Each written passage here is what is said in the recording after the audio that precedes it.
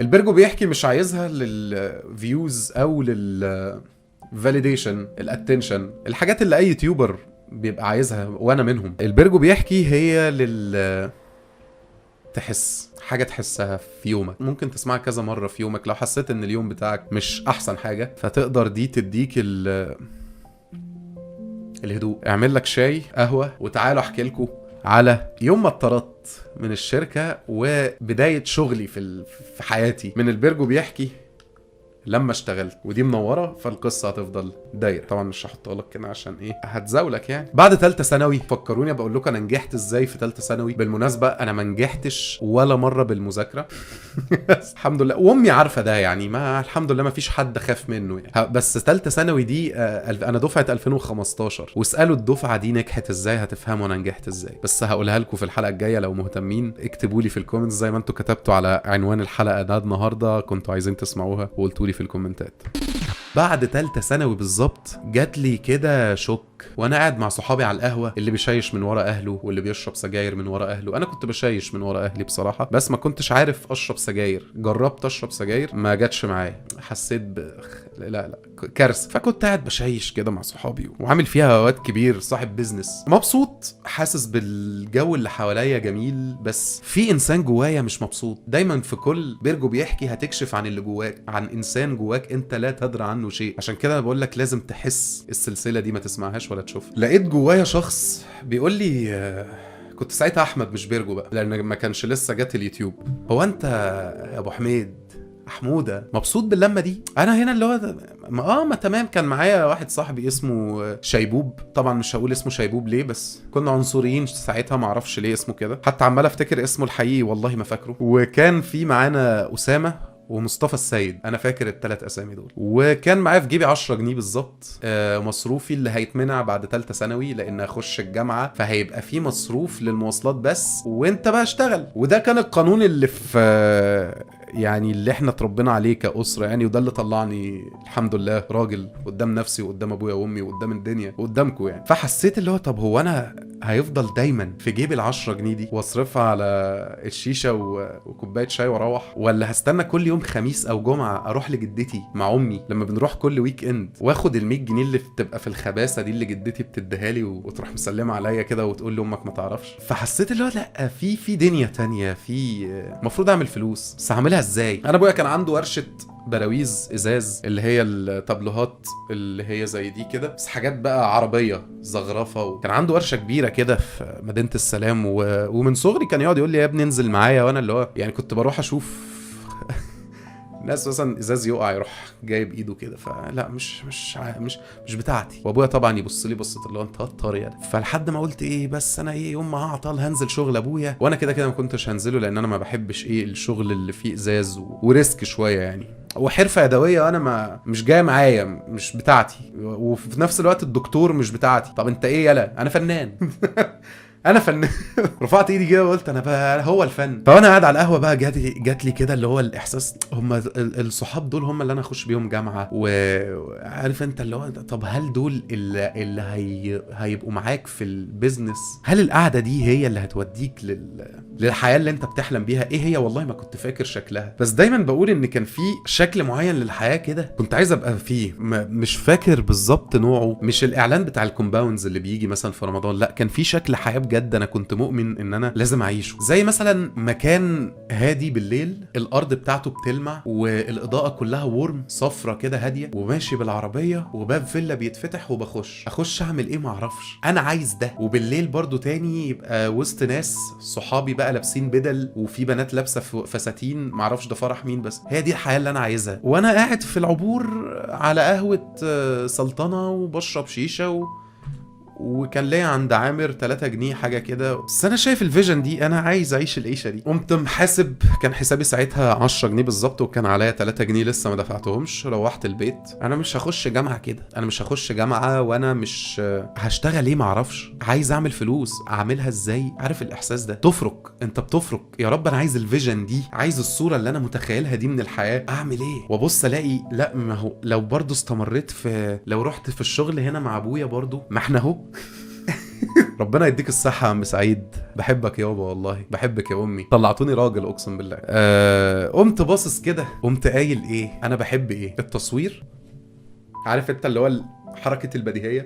ما هو انا بصور فيديوهات من 2013، كان في حاجة اسمها فاينز زي تيك توك دلوقتي، بس عمري ما شبهه بتيك توك لان هو كانت حاجة نظيفة قوي، او يمكن انا اللي عجزت او كبرت فبالتالي هقدس اي حاجة من زمان، فهتلاقيني بقول احلى من اي حاجة دلوقتي. بس اقدر اقول ان انا من اوائل الناس على السوشيال ميديا اللي قدرت اعمل كونتنت ايام ما كان اسمه فيديوهات، كانش لسه في حاجة اسمها كونتنت، كانش في حاجة اسمها كونتنت كرييتور يا جماعة، كان اسمها بيعمل فيديوهات. انا بعمل فيديوهات على النت، كان ساعتها في شادي سرور، انا فاكر ما كانش لسه بقى جه نادر احمد، كان كلها برضو كوبي بيست الشادي سرور. كان بالنسبه لي المحتوى كان شادي سرور وشريف فايد، ناس كده غريبه ما. وانا اروح مصور فيديو كده على سطح بيت واحد صاحبي وافتكر ان انا اتشهر يجيب 3 شير. 3 شير ده كان بالنسبه لي ممكن انزل ابص للناس حواليا مين هيتصور معايا. 100 لايك و3 شير ده كان بالنسبه لي حلم. انا قريب هحط على شادي سرور اللي بيجيب 3000 لايك و100 شير. بس بعد كده ابتدت المجال يكبر ويوسع، وانا برضو كانت ظروفي مش قد كده برضو يعني فاهم، كنت اللي هو مش عايز اروح اطلب كاميرا واحد صاحبي يصورني بموبايله، لان انا ما كانش معايا موبايل ساعتها، كاميرته حلوه كان صيني، فانا عشان اعمل فيديو كنت بروح لصاحبي اللي معاه بلاك بيري يصورني واخد قصه يعني. الحمد لله. الف حمد ده بفضل ربنا وبفضل ابويا وامي تربيتهم فيا، الحمد لله، وبفضلكم يعني. مش هقول كليشيهيات يعني. لقيت المجال وسع بقى وبتاع، وانا فقدت الشغف وانا هتذلل لكل واحد بقى لصاحبي ويبص لي كده صاحبي وهو بيديني الموبايل اصور، ولا ده عبيط، فيديوهات ايه يا ابني، ما تروح روح اشتغل اشرنج، روح امسك المنتجات وقف كده العربيات تيجي اديها لهم زينا. وانا اللي هو طب يا عم ما تجيب اهبل كان بتبص لي بصه اللي هو بيرجو ده عبيط. كان ساعتها ابتديت ابقى بيرجو بقى، اللي هو بيرجو مش يعني، لو عايزين برضو الاسم ده جه كده ما اعرفش يعني، احاول افتكر، احاول ابني له قصه. فانا من 2013 لحد 2015 بعشق التصوير. مين اللي حضر الفيلم ده كله؟ امي طبعا. انا لو رحت اقول لابويا جيب لي كاميرا كان هيقول لي يا ابني ما اجيب لك موبايل. بس امي عملت حركه ذكيه جدا. امي قالت لي بص انت لو نجحت في ثالثه ثانوي هجيب لك كاميرا. فانا ايه، طب ده انا النتيجه جايه، بس الحمد لله ربنا وفقني يعني، النتيجه طلعت ونجحت وجبت مجموع في اللذيذ منه. قلت لامي اهو، قامت امي واخداني راحت جابت الفلوس، طلعنا على كارفور اللي في العبور، قالت لي نقي الكاميرا، هي الكاميرا اللي انا بصور بيها دي هي دي. قلت لها هي دي. كانت ساعتها غاليه قوي يعني، هي انا فاكر الفلوس دي جت ازاي وكانت شايلاها لايه ياما. وانا من جوايا اللي هو انا بجد همسك الكاميرا اللي هي دي.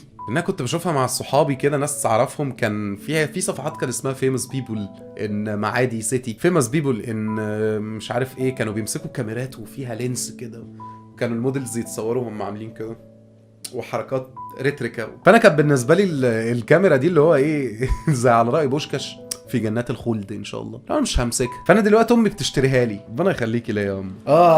توتر لما بحكي الحاجات دي، ادرينالين رش قدامي، والراجل بيفتح الفاترينا وبيمسك الكاميرا كرتونه وبيديها لي وافتح وابص انا ماسك جوهره وفي دماغي مليون حاجه، انا هبقى فوتوغرافر وفيديوغرافر وهعمل فيديوهات، وانا كان في هنا بيج بانج، في كون بيتولد انا قدامي الحلم اللي انا كنت عايزه كاميرا. طبعا صحابي بتوع القهوه بقى انا نسيتهم، انا دي هبني بيها علاقات. هي دي. وقد كان اخدت الكاميرا، ما نمتش 3 ايام. انا فاكر انا ما نمتش 3 ايام، مروح ماسكها بفليها، ولا بقى كنت فاهم يعني ايه ايزو ولا اعداداتها ولا فتحه العدسه قد ايه، ابيض 3 ايام ماسكها بالكتالوج وترجم واعمل. انا حلبتها، هقفل بيها العداد، لو هي مثلا عربيه بتجري 180 انا هجري بيها 180. فهي الكاميرا دي بتطلع، انا هطلع بيها يعني لو هكسر الليمت بتاعها هكسره. انا فاكر اليوم اللي انا خلاص كنت عمال بقى اجرب في اخويا واصوره وانزل الشارع لاصحابي اللي بعد كده اللي هم استغربوا اللي هو ده الواد اتلسع ولا ايه، شايفيني اللي هو انا مبرق بقول له اقف كده، ايوه لا ارجع. انا حرفيا كنت كده، انا كنت مش مصدق نفسي. انا بحب التصوير، انا بعشق التصوير، انا بعشق الاخراج، بعشق ان افضل ورا الكاميرا. لحد ما في يوم مسكت الكاميرا وقلت هو المفروض اعمل ايه؟ تمام انا فهمت التصوير. هل هنزل اصور شيبوب ومصطفى يعني هعمل ايه؟ مش عارف. وامي قعدت لي بقى اللي هو ها ايه يا حبيبي هتعمل ايه؟ قلت هعمل فيديوهات. اول فيديوهات عملتها وهي كانت سيت داون كوميدي، عاملها عندي على القناه، بس عاملها ممبرز اونلي لان دي مش حاجه اي حد يشوفها، دي الاو جي بس. سيت داون كوميدي دي كانت فكرته هنعمل زي حكاوي وهبني بيها سكتش، حاجه دلوقتي بتتعمل. حاجه دلوقتي بجد بتتنفذ، بطلع اتكلم قدام الكاميرا وعلى اللي انا بحكيه بعمل بيه سكتش، حاجه الدحيح بيعملها دلوقتي. وليه سيت داون كوميدي؟ عشان كنت قاعد وانا بتكلم لحد ما اقف على الستيج. يعني حتى كان عندي لغز النجمه لو انا هعمل سيت داون كوميدي عشان انا قاعد ولحد ما اقف على الستيج يبقى ستاند اب كوميدي. 2015 كان عندي 16 سنه ولا واو. طبعا ما حدش شاف الحلقات دي. محدش عبرها. كنت مثلا بجيب 15 لايك، كلهم صحابي في الجامعه بقى لما دخلت الجامعه، لحد ما جه محمد عادل صاحبي اللي هو بيصور معايا ده، صاحبي بقى من مصر الجديده. في صحاب مصر الجديده دول خلاص الفنانين اللي انا اكتشفتهم، التيم بتاعي، وفي صحاب العبور اللي انا بقعد معاهم اتشيل. فمحمد قال لي بقول لك ايه، انا امي هتديني فلوس هعمل حاجه اسمها سبونسر على الفيديوهات. فانا بالنسبه لي سبونسر على الفيديوهات دي شركات بتعملها، انت هتعمل على الفيديو بتاعنا ده اللي هو بروموت، يعمل بروموت والفيديو يفايرل بقى هو مع نفسه. فانا لا انا هتشهر. قال لي بس همثل سكتشات اكتر. قلت له عينيا ليك، انا مخرج وانا اللي هوديك وبتاع. وعملنا ده وفعلا ابتدينا نشوف رقم 1K لايك. لا انتوا مش فاهمين يا جدعان كلمه في 2015 2016 بقى 1 وجنبها كي، الكي دي ما هو ده. انا جبت 1K لايك وكان ساعتها مثلا 50 شير، 50 واحد خد الفيديو عنده. طبعا الارقام دي دلوقتي الارقام دي يعني كان ساعتها ما حدش، يعني مفيش ناس كتير، ما كانش فيه بقى لا جين زي ولا ميلينيال ولا 6 7، ما كانش فيه اي حاجه. معقوله الناس دي شايفيننا؟ اللهم صل على النبي، صلى على النبي. مره على مره خلاص ابتدت الناس تشوفنا في الشارع، واللي هو ايه، الناس طالعه من المدرسه كده يبصوا لنا، هم مش عارفين صدقوا، هم شافونا بروموشن قدامهم كده فتحوا الفيديو بس. وانا ومحمد نبقى ماشيين، كنا كل يوم بننزل الساعه 7 الصبح عشان الناس تشوفنا، والله العظيم. ننزل الساعه 7 الصبح قدام مدرسه عبد العزيز السعود في مصر الجديده. كنت بروح ابات عند جدتي عشان انزل اشوف مين عارفنا هناك، لان كانت دايره البروموشن اللي عاملينه على مصر الجديده ان الفيديو هيظهر للناس دي. فكنت امشي بقى وانا ومحمد اللي هو بص الناس بتبص لنا وهكذا. وكنا بناخد فاليدي، بنروح ناخده، مش بيجيلنا. انا ما اقعدش ويجي لي فاليدي، انا اروح اجيب. ادعي لي يا ماما انا نازل اجيب الفاليدي. حصلت مشكله ما بين انا ومحمد، ابتدى يحس ان هو التيم كله وهيعمل صفحه لوحده. طب وانا يا مان يا اسطى اقول له يا سيدي ما يردش، اقول له يا عم اعمل له ايه؟ فعمل صفحه لنفسه وكده، وانا بقى اللي هو واقف مصدوم في مرايتي حبيبتي لا تلوني. بس انا فاهمه يعني، هو الواد موهوب فشخ. حبيبي يا محمد، حبيبي يا دوله. فرجعت ومعايا الكاميرا، اعمل ايه؟ الكاميرا عملت لي. كنت نازل مع واحد صاحبي قال لي ان في ناس صحابه في الكافيه الفلاني في الماظة، هيروح يقعد معاهم وبعد كده هنتحرك كلنا يعني. فقلت له قشطه انا جاي معاك. كان ساعتها معايا شنطه الكاميرا وكده. الكافيه ده دلوقتي هو اكتر كافيه انا بقعد فيه، وصاحبه اللي هو اشتغلنا مع بعض هو صاحبي دلوقتي. رحت الكافيه ده وانا واقف مع صحاب صاحبي ده وبنتكلم وبتاع، ففي واحد جه لقى ان انا شايل شنطه كاميرا، فجه بيقول لي مساء الخير ازيك؟ قلت له مساء النور. قال لي انت فوتوغرافر؟ ايوه. كنت ساعتها لسه هو انا كنت فوتوغرافر، بس يعني اشتغلت فتره كده، بس مش عايز اقول. انا اشتغلت فتره مع دينا. مش مع دينا، انا في فتره اشتغلتها مع بيلي دانسرز. كنت بصور بص كان للبيلي دانسر، مش عايز اقول راقصه شرق، كان بيبقى ليهم حاجه اسمها DVDs كان في روسيين وصينيين بيجوا على مصر يعني وكده. بالنسبه لهم الفنون الشعبيه المصريه او الرقص الشرقي ده تراث هو فعليا. فهم ملهمين بده لدرجه ان هم بيجوا مثلا يقعدوا مع دينا وقال لك كوشنير والناس دي ويتعلموا ويرجعوا بلدهم هكذا. فانا كنت في انا كنت في الحته دي يعني الحمد لله. فاشتغلت فوتوغرافر. المهم نرجع لقصه الكافيه اللي انا كنت فيه. وجي واحد قال لي انت فوتوغرافر؟ قال لي تمام انا عمر، انا ابن صاحب الهيلمان ده اللي هو الكافيه يعني. قلت له اهلا وسهلا. قال لي وريني شغلك. قلت له ماشي. كنت ساعتها عادي يعني. تمام معاك لاب؟ لان انا كان معايا الميموري. قال لي انت بتصور ايه؟ قلت له بصور اي حاجه. انا قتيل الشغل ده. قال لي بتصور ايه؟ يعني انا عايزك تصور اكل كيترينج. قلت له انا هوريك اكل، ما بصراحه يتاكل. لا بجد، هو كان عنده، كان ساعتها الكيترينج اللي هو الاوبن بوفيه في الافراح، اللي بيعملوا لك العيد ميلادات، اللي بينظموا لك كل حاجه وبيعملوا لك الديكوريشن وكده. هو كان كان شغله في الحته دي. فقعدت وريته شغلي. قال لي لا يعني انت مصور موديلز وانا عايز اصور يعني زي ما قلت لك اكل كيترينج وكده. قلت له انت بتدفع كام؟ قال لي انا هدفع كذا كذا. دي اللي هو كان مثلا بيدفع في 2016 على الصوره، يعني مش على الصوره، على السيشن مثلا لو بيدفع 200 جنيه. انا قلت له انا هاخد 50 جنيه. عملت 50 جنيه. ساعتها انا ما حسبتش مواصلاتي، طلعت هي مواصلاتي اصلا. فلقيته قال لي موافق. شايف واحد اهبل. وانا ساعتها ما كنتش شايف ان انا طلبت رقم قليل، انا كنت شايف ان انا طلبت مواصلاتي وانا هتعلم. يعني في الفتره دي بقى انا هبدا امشي بشكل يعلمني، انا باخد خبره. اعتبرت نفسي اكني شغال في شركه ونازل انترنشيب. لقيته ما كلمنيش يوم والتاني والتالت. قلت الله، طب اتصل بيه اقول له هاخد 20 جنيه ولا اعمل ايه؟ فلقيت في مره تليفوني بيرن برقم غريب. قال له ازيك يا احمد؟ قلت له الحمد لله تمام. مين؟ قال لي انا عمر. فاضي بكره؟ قلت له انا فاضي بكره، انا ما اعرفش ورايا بقى، انا فاضي بكره. طب اسمع، انا فين؟ مش فين؟ قال لي هتروح فيرمونت هليوبلس اللي في شيراتون. فانا قلت له ايه فيرمونت؟ فندق الفيرمونت؟ وانا الفيرمونت ده بعدي دايما وانا بركب ميكروباص صلاح سالم، بعدي عليه وببص له كده اللي هو ليه ما فيش حد من العيله ولا من صحابي بيعمل فرح هنا؟ انا عايز اخش المكان ده. فلقيته بيقول لي بكره انت هتروح تصور هناك، الكيترينج معمول هناك. كان عباره عن ايه؟ فاونتن، شوكليت فاونتن، وبيحط بقى اوبن بوفيه حاجات وبتاع. فبقول لي في نافوره شوكولاته هنا. فانا بقى نافوره شوكولاته ايه فيرمونت ايه؟ هو انت بتقول ايه؟ احمد بكره الساعه 9 تبقى في الفيرمونت. وانا عمال اقول هيدخلوني ولا اللي هو الامن اكيد هيعرف ان انا امبوستر. انت جاي تعمل ياما رايح ميكروباص وبعدي صلاح سالم بجري عشان ما في.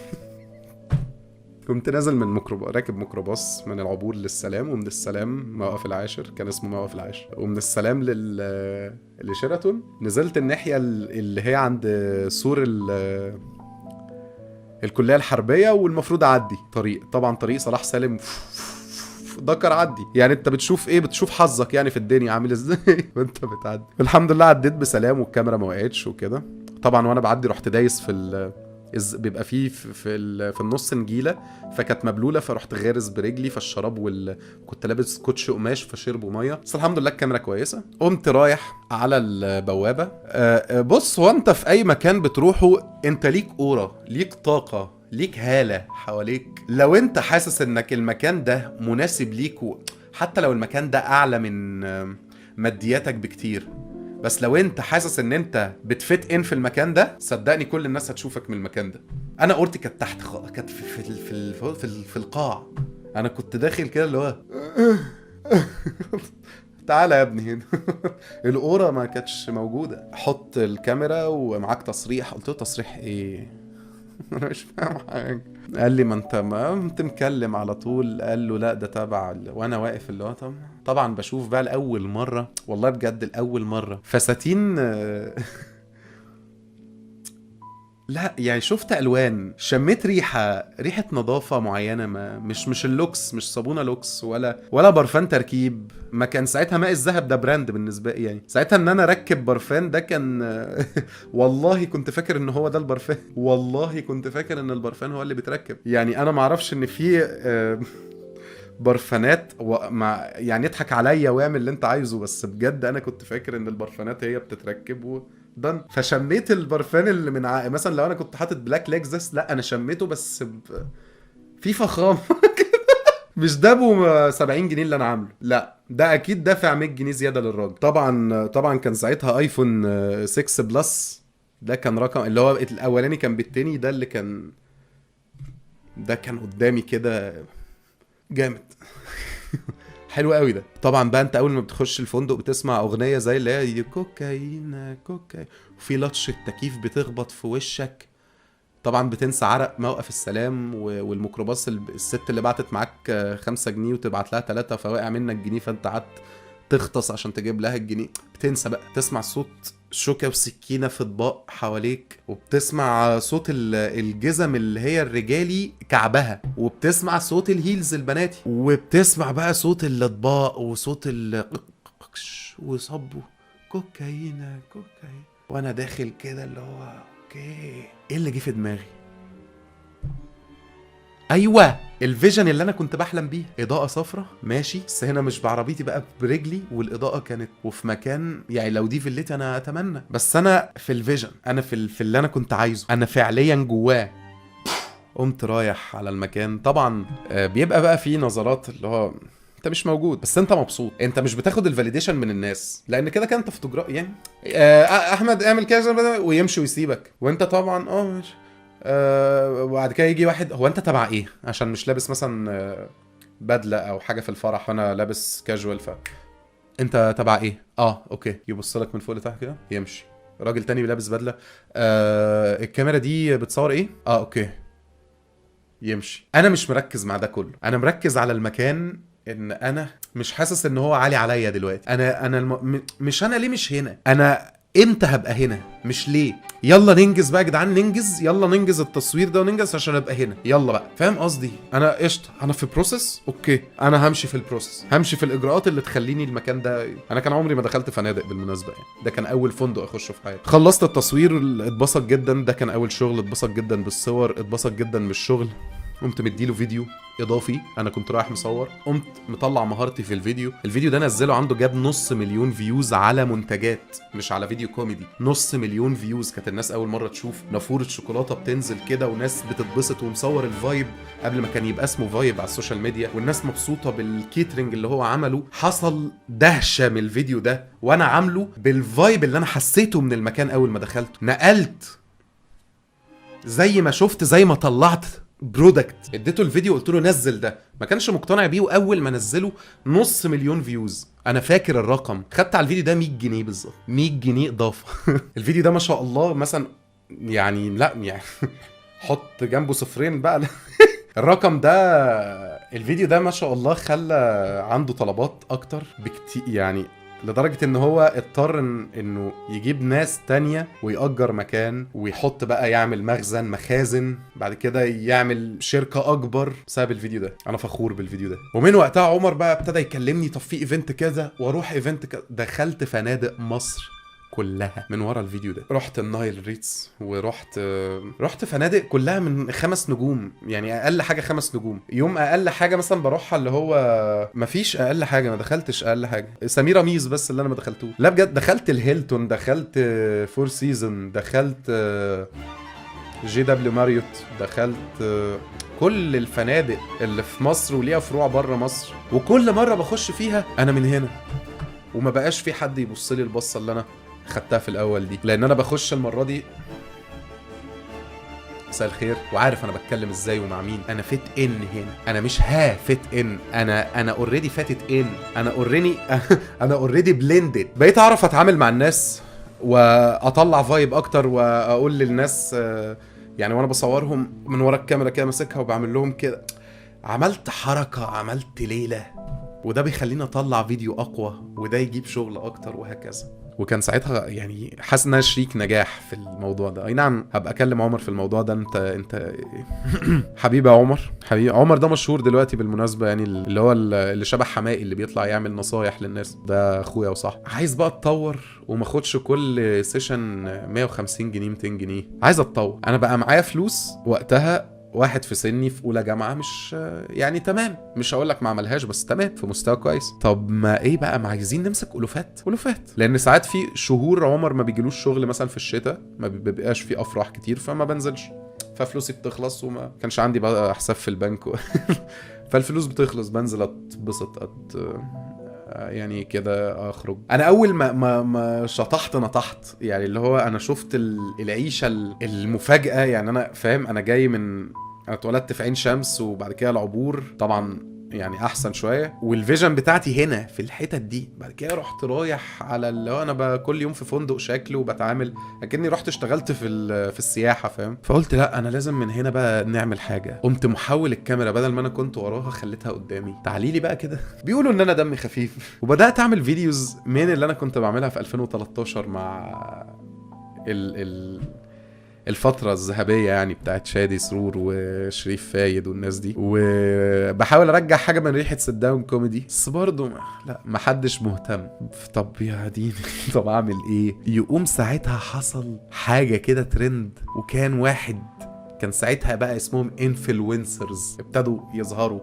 انا فاكر انفلونسرز محمد فرج وعمرو راضي واحمد حسام وحاجات كده. انا الناس دي طبعا يعني كنت بحقد وفي نفس الوقت انا شايف ان انتوا يا جماعه بتعملوا خرا وبتتشهروا. ده اللي انا كنت نظره سطحيه من شاب في اولى جامعه ولا في تانية جامعه. فلقيت احمد حسام ده طلع عمل فيديو بيستعطف فيه الناس، مش فاكر الموضوع بس كان بيدي حاجه لحد محتاجها، وكان حاطط موسيقى حزينه ومصوره قوي. وقمت انا طالع بجد والله العظيم اليوم الوحيد اللي انا مركزتش فيه ان انا عايز اتشهر اللي انا بصور فيديو عايز من وراه حاجه. قمت مصور رد فعل، يعني كنت بمسك الكاميرا اوديها للشاشه بتاعه اللاب.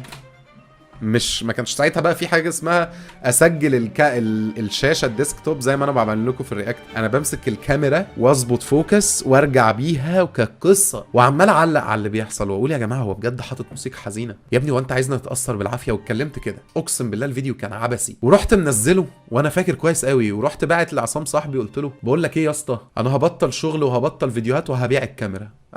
انا بقى ايه يا عم وانفلونسرز، الواحد بيعمل فيديوهات من 2013 ونفسه يتشهر، وبيجي في الاخر حد يستعطف الناس وتلاقي مثلا 100,000 شير، وانا انزل سيشنز وانا انزل اصور بكذا في اليوم، ويوم و10 لا. فيا عم وهبيع الكاميرا وهنزل اشتغل مع ابويا وبقول له والفتحه مش حافظها واتفاجئ ان بجد قصه نمت صحيت لقيت عارف انت اقسم بالله حصل، هو كلاشيه بس حصل. معرفش الحوار بتاع ان انا نمت صحيت لقيت الفيديو فايرال، في حاجه غالبا المشكله في النوم، يعني أنا لو الفيديوهات بتاعتي ما فايرالتش ما نمتش كويس. صحيت لقيت انا فاكر 100,000 فيو. 100,000 فيو في 2016، عارف يعني 100,000 واحد شاف؟ قبل ما يبقى ساعتها الفيسبوك على الابليكيشنات بقى كتير والسمارت فون، يعني كان ساعتها يعني ما كانش فيه يوزرز كتير. ولقيت بقى مين يا باشا عامل لي لايكات؟ اسلام حسام، ده اكتر مخرج انا بعشقه لان انا بحب الاخراج. لقيت ناس مشهوره عامله لي اد، وناس عامله لي كومنتس، ايه ده اخيرا حد اتكلم عنه. ايه اكتشفت ان ده حاجه اسمها رياكت، والله العظيم اكتشفت ان كان بيتعمل بره من حد اسمه بيودي باي. وانا كنت من مش عارف، بس يعني كان في رياكت في مصر، بس كان على اعلانات هابطه، كان على اعلانات هابطه. كان احمد فيدي تي في وانا فاكر لكن رياكت على انفلونسر وتستحمل الهجوم اللي هيجي لك من الفانز بتوعه، لا دي جديده دي. بيرجو انت مجنون ولا ايه؟ دي انا اول حاجه عملتها كده، ولقيت ساعتها فعلا هجوم. انت بتحقد عليه؟ هو بس يعني هو بس هو دمه تقيل.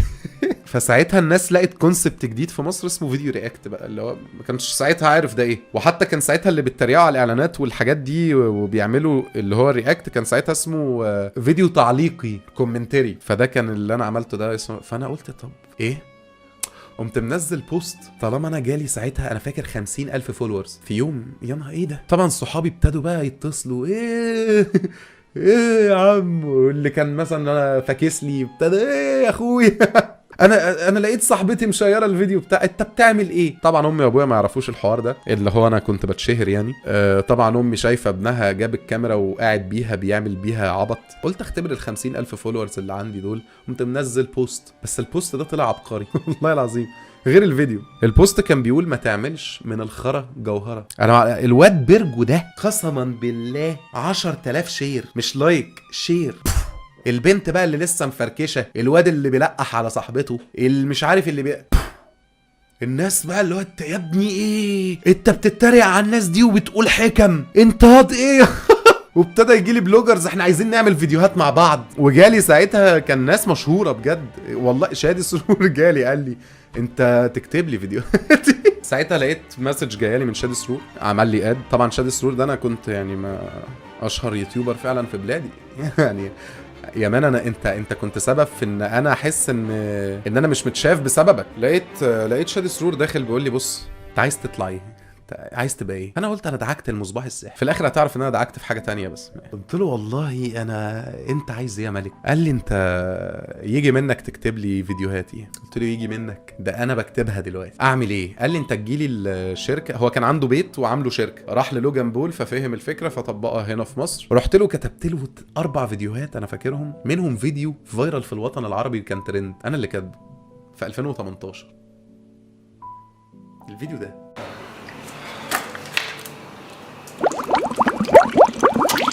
الحق ده شرب ميه ونسي ان هو صايم يا جدعان.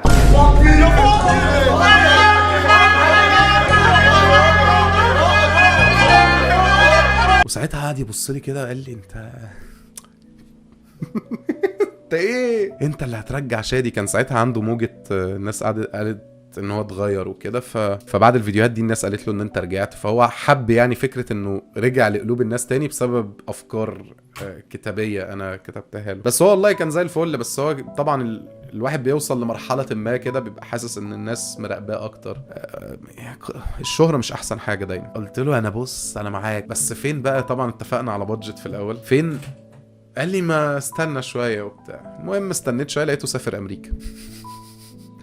طب ايه يا ملك؟ قال لي لا ما انت والله ما فاكر الحجه، بس كانت حاجه يعني حبيبي يا شادي انا مسامحك. كانت حاجه اللي هو ما انا كتبت اسمك حاجه كده من الحاجات دي. المهم فحسيت طب انا الواحد بقى ابتدى ياخد فاليديشنز من الجمهور ومن الكونتنت كرييتورز، ومش من كونتنت كرييتورز كان ساعتها رقم 1 بقى. انت اكنك رحت لزاروك فاهم، محمد رمضان. طب ما اعمل ده لنفسي. جيت لسه ببدأ يوتيوب لقيت في اد جايلي كده من يوتيوبر قديم اسمه بلال عزت. قام مكلمني قال لي تشتغل كوبي رايتر. انا قلت له يعني ايه كوبي رايتر؟ قال لي تكتب اعلانات. قلت له اوف دي اللي بيشتغلوها المخرجين اللي انا بتابعهم، دي اللي بتخلي الناس تبقى دي حياتهم في الفنادق بقى والحاجات دي واشتغل. قال لي تمام يوم كذا هتيجي تعمل انترفيو وبتاع. قمت رايح. اول ما قعدت طبعا قال لي بيع لي القلم ده والحاجات اللي هي دي واكتب لي اعلان وبتاع عديت في القصه دي. حابب ان انا تلقائي جدا، عارف اللي هو رو كده، بتكلم رو عفوي ومش بصطنع يعني. مش عايز زي ما بكلمكم كده اللي هو انت تعرف تبيع لي دي. قلت له لا ابيعها لك لان مش عامل حسابي. عجبته قوي الرد ده. انما تتفزلك له ليه؟ اول ما اشتغلت كنت قعدت بقى اللي هو بتبقى ماضي عقد 3 شهور وبعد كده بقى بيشوفوا هيثبتوك ولا لا. كان مديري يمني قفل كده بيقول لك صباح الخير صباح الخير ومش طايقني معرفش ليه. المهم انا طبعا ما اعرفش بقى الشغل الشركات ده بيمشي ازاي، والمفروض امتى اطبل وامتى اسكت وامتى امسك لساني. انا جاي بقى انا يا باشا اشتغلت مع انتوا مين. كنت جاي كده بصراحه الايجو كان راكبني لحد ما اتركبت. اشتغلت كنا بنعمل اعلانات للامارات، دولة الامارات او مش دولة الامارات الامارات عموما. اشتغلت معاهم وكانوا بيعملوا ماسكين بقى الايه شغل في الامارات وكده. وكان ساعتها مرتبي كويس قوي في الشهر ده. كان خلاص انا تمام انا هفضل هنا 2-3 بالمرتب ده ما عنديش اي مشكله. اول شهر عملنا اعلان وانا كنت مشارك فيه. تاني شهر عملت اعلان لوحدي كتبته واتنفذ. بيجي لي بريف بريف بيقول لك بس والله بص احنا معانا مثلا كوبايه شاي وهنجيب محمد هنيدي يقول لنا نعمل ايه. فانا بقى بقول له احنا هنخلي محمد هنيدي صاحي عنده صداع، فيقوم واحد بيشرب كوبايه شاي يقول له طب تاخد بق فياخد بق الصداع. هكذا ببني له فكره من الاول وجديد. هي دي الكوبي رايتنج يعني. وافكاري كانت بتعجبهم وانا كنت اصغر واحد في الشركه فده بالنسبه لهم دم جديد بقى. هو ده الجين زي قبل ما يبقى بقى هو ده اصغر واحد في الشركه اللي يشتموك كده في بالهم. لحد ما في يوم قلت طب انا هعمل يوتيوب وانا في الشركه، انا عايز ابقى كونتنت كرييتور وبشتغل. طبعا ده ما جاش على هوا المدير. ابتدى يشوف بقى ايه اللي هو انا مع ان انا مش مقصر في شغلي بقى انا تمام. بس ابتدى يقول لي هو احمد انت مش مركز في شغلك. قلت له انا مركز. ايه اللي انا مقصر فيه؟ قول لي انت بتعمل يوتيوب. قلت له قال لي لا لازم تبقى بتعمل حاجه واحده. انا عموما انا كنت بعمل فيديوهات وانا في الجيش. انت بتقول ايه؟ ساعتها يعني ما دخلتش الجيش بس انا مش فاهم ليه قال لي كده. قلت له حاضر. وكنت طبعا بعمل اللي في دماغي لحد ما جه في الشهر الثالث اللي هو اخر شهر بقى بيجربوني فيه. هو لا مش جاي معاه ان انا اعمل يوتيوب. كان ساعتها بجيب فيوز بقى. ابتديت اجيب مثلا 12,000 سبسكرايب والناس في الشركه بتقول له ده بقى يوتيوبر وده بيعمل. قال لي احمد قلت له ايوه. قال لي انا بدي اياك تعمل لي لعبه. قلت له ماشي اديني بريف. لعبه مش اعلان. قال لي لا ما هو مفيش بريف، شوف انت ايه صلاة النبي. اشوف يعني عايزها ايه، لو بولي 3 دي 2 دي 1 دي ماريو، عايز ايه؟ عمل لي كده اللي هو اسرح. بعد كده قلت له ماشي. عدى يومين جه قال لي ها. قلت له ها ايه، ما انا هشوف. قال لي لا انت الديدلاين بتاعك فاضل له 4 ايام. ديدلاين ايه اللي فاضل له 4 ايام؟ دي لعبه. عمل لي كده. ما نمتش ال4 ايام، وكنت بروح الشغل متاخر وبتخصم لي وبتاع، وانا عمال اعمل لعبه ايه، وما كانش فيه شات جي بي تي بقى ولا اي حاجه. تخش تشوف ريفرنس وتعرف تعصر دماغك وبرين ستورم فجره لحد ما بنيت له فكره. صياد، يعني لعبة ولد صياد، وكل مرحلة بيصطاد حاجة لحد ما بيجيب السمكة الكبيرة وبياكلها، وبيتحول ساعتها بقى لحاجة عملاقة، وبيبدأ يصطاد حاجات من نوع تاني هكذا. رحت عرضتها عليه وانا بقى اللي هو ايه، انا قعدت 4 ايام عملت حاجة فجرة. قام باصص كده قال لي لا كده لا. 4 ايام ما بنامش. قلت له لا ايه؟ قال لي لا مش فاكس. قلت له طب اعمل ايه؟ قال لي اعمل لي حاجه في ار. فانا قلت له طب ماشي يعني اعمل ايه؟ راح مجايب لي مصمم العاب، قال لي ده هيشاركك كل يوم في المكتب وممكن توصلوا لحاجه. مصمم الالعاب ده يعني جاي لي عامل كده، كل ما اقول له حاجه يقول لي حلو حلو حلو، ويقعد يعمل كده على اللابتوب ويطلع لي حاجه زنا. مش ده اللي انا قلت. قال لي استنى يقول لي هو. فاللي هو ما اعرفش انت هو مصمم العاب ولا مصمم يعمل ايه. وزهقت فاعتمدت على نفسي الاسبوع ده، ورحت مؤلف لعبه سيموليشن عربيه، انك بتتعلم السواقه. بتتعلم السواقه وبتلعب. فكره عبقريه، ولسه الفي ار ما دخلش مصر قوي يعني. قمت رايح له قال شاف حلوه بس اعمل لي الخريطه. خريطه ايه؟ انا جبت لك فكره. قال لي ابني لي الخريطه اللي هيمشي فيها. هو كده عايزني اكريت له ماب، اكريت له جي تي ايه. انا لوحدي. وحضرتك ايه؟ طبعا جالي انهيار عصبي اليوم ده، وقعدت في المكتب بقى بعد ما خلصت معاه. بلال جه قال لي مالك واهدى وبتاع، وانا وبتاع ومتعصب، ورحت ايه شاتم المدير بتاعي شتمه شتيمه وحشه قوي بامه. لا وحشه قوي. لو اتقالت لي ما مش هعديها. وانا ناسي ان في عصفوره من اللي هو كل حاجه بتروح تتقال له، يعني لو كلت بطاطس هيقول له كل بطاطس النهارده وما كانش فيها سلطه. راح انا فاكر ان هو وانا بشتمه بصيت لقيته. طبعا مش هينفع اقول ده اي. خلاص كانش فيه. بصيت له كده، قام بص لي بصت اللي هو. قام بلال جه قال لي في ودني ده ابن عمه، هو مش طلع عصفوره بس ده طلع قرايب. قلت له اوكي. قعدت على المكتب ولا كأن حاجه حصلت، بخش اشوف الكومنتس اللي اتكتبت لي على اخر فيديو. كنت بعمل سلسله فيديوهات اسمها الفيسبوك واليوتيوب في خطر، والناس عاجبها قوي، وانا بقى ايه ببني مستقبلي الجديد بلان بي. انا هبقى يوتيوبر. المهم روحت لقيت الاتش ار بيكلمني تاني يوم. ايوه يا احمد. قلت له ايوه. قال لي انت عملت ايه؟ قلت له عملت ايه مش فاكر ما اعرفش. قال لي انت شتمت المدير؟ قلت له لا انا كنت متعصب. قال لي يعني احمد انت في كاميرات في المكتب؟ قلت له قال لي وفيها ميكروفون والمدير سمعها وفلان راح قال له. طب وانا كنت بقى اللي هو تمام. قال لي تعالى هو عامل عايز يقعد معاك النهارده. فانا اللي هو تمام يعني هيعمل لي ايه؟ هيجيب لي اخواته من اليمن ويجي. اخواتي اليمنيين. طب اولى جامعه بقى ساعتها كنت فاهم، كنت شاب يعني. دلوقتي عجزنا. قمت رايح للمدير. طبعا كان مقابلني وشه محمير، مش عارف ده غضب ولا احراج يعني، بس اعتقد احراج. احمد وعمال يكلمني وهو بيعمل كده. احمد وانا قاعد انا عارف انا هسمع ايه باصص في الارض. يعني انت شاب محترم وكويس وشغلك ممتاز، في شركات كتير تحبك تشتغل معاهم وتعمل ايه وكده كده، بس انت مش هينفع تكمل معايا. قلت له اوكي. هاخد بقيت فلوسي امتى؟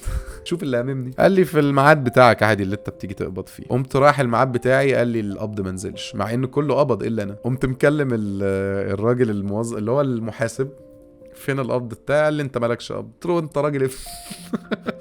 خدتهم. كنت اجريسيف قوي، وخدت ابويا ورحت. عملت قصص. من هنا بقى اليوم ده انا فاكره نزلت من الشغل لوحدي. طبعا انا نسيت ساعتها بقى ايه كل الفيجن اللي انا ببنيها. انا بجري من ايه؟ هو انا كل ده بجري ليه؟ وانا رايح فين؟ انا واحد كنت قاعد على القهوه بشايش مع شيبوب ومصطفى السيد أسامة، وفجأة رحت دنيا مش بتاعتي، دنيا كبيرة هي دي الفيجن بتاعتي، بس رحتها كده وان شوك. وفجأة اتشهرت على الفيسبوك، وبعد كده ابتديت اعمل يوتيوب وبتشير عليه وانا شغال في شركة. انا بعمل ايه وانا مين؟ اشتغلت مع كونتنت كرييتور معروف. انا بعمل ليه مالتي تاسكينج؟ انا ليه بعافر؟ معرفش حقيقي. قعدت اليوم ده بجد فضلت ماشي من التجمع لحد ممكن اقول العبور. انا فضلت ماشي عمال اقول انا بعمل ايه، انا بجري من ايه. واحد عنده 20 سنة ساعتها، كان 20 سنة بعمل ايه المعافرة دي ليه؟ اكتشف ان انا كنت بصنع راجل يعتمد على نفسه، مش عشان يسرفايف، عشان يعيش العيشة اللي هو عايزها، الفيجن اللي هو متخيله، يحلم ويحقق، مش يحلم ويقعد ويقول اهي ظروفي كده. دخلت اماكن مش اماكني، مش اللي انا المعتاد ببقى فيه ده، عشان حلمت ان انا اصلا من الحتت دي. انا بخش الاماكن دي العادي. اشتغلت هناك، ما اشتغلتش في المكان، لا اشتغلت في حاجة بره المكان، رايح اوثقها، وعملت فيها شغل فاد. الشغل ده ودتني المرحلة ان انا بدل ما كرييت فيجن، بدل ما كرييت صورة، بدل ما الف خيال، الفت كتابة، الفت فكرة، الفت قصة، ألفت فيديوهات. يعني الموضوع ما طلعش صورة بس، انت ما بتحلمش بالعربية والفيلا بس، انت بتحلم بأفكارك، انت بتنفذها، انت بتكتبها، انت بتبيع بيها، انت بتخلي ناس تنجح بيها، انت بتساعد ناس في محتواها تنجح بيها، انت اشتغلت بيها، انت بتعرف تعمل لعب. يعني انت كنت ورا الكاميرا ودخلت جوه الكاميرا وكتبت اللي هيتعمل قدام الكاميرا. طب وفي آخر اليوم عملت ايه بعد ما اترفدت؟ قمت مغير اسم قناتي، بدل احمد السعيد كتبت جنبها بيرجو بلان بي، بقيت يوتيوبر وبقيت قدام الكاميرا بس كده. وانتوا كنتوا بتشوفوني قدام الكاميرا لمدة 8 سنين ومحدش يعرف انا جاي منين. هنا نكون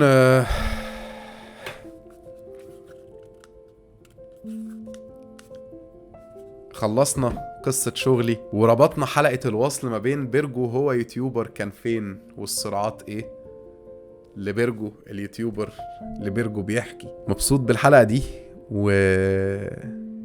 كنت حابب اشارككم التجربة دي. حابب اشارككم واحد قاعد على القهوة ما عجبوش حاله، فقرر يبني فكرة او يبني حلم، حوله الفكرة، فربنا سخر له الشيء اللي يصور بيه الحلم والفكرة، فوقف وراه كتير، وبعد كده دخل جواها وفهم وفاد بالفيجن اللي بيصورها. شغل كتير جه من ورا ان هو دخل جواها فهمها، لحد ما طلع وكتب الحاجات اللي هتتعرض قدامها، لحد ما جه هو بنفسه قدامها. ودي حاجة أنا فخور بيها، وفخور بيكم إن انتوا سامعيني لحد دلوقتي، وفخور بكل حد بيحس بالكلام اللي بيطلع من بيرجو بيحكي. ولينا قصة تانية مستنيكوا في الكومنتات تعرفوا ايه هي، يا إما تقولولي احكي عن فترة ايه.